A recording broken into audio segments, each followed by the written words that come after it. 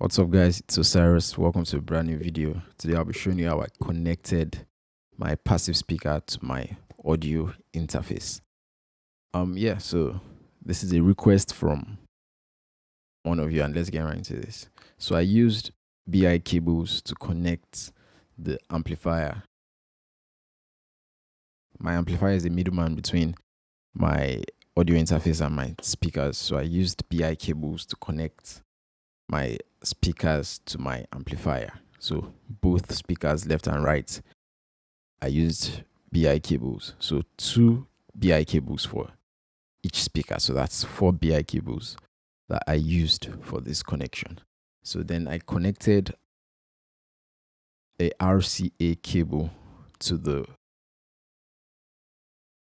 auxiliary port on the amplifier.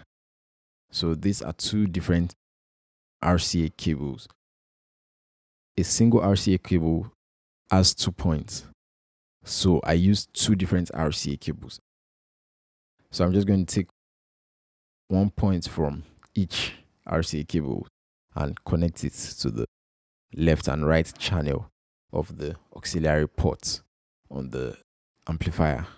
Yeah, so the second end of the RCA cable is a 3.5mm jack, as you can see here. So this is what will go into the audio interface, but I'll first have to connect this to convert this to quarter-inch jack. You can see the converter here, and because my audio interface speaker out uses a 1/4 inch, so I'll just plug this in to the 1/4 inch, connect this into my audio interface. I'll do this for the other end of this RCA cable. So this is the basic setup from my speaker, my passive speaker, to my amplifier to my audio interface.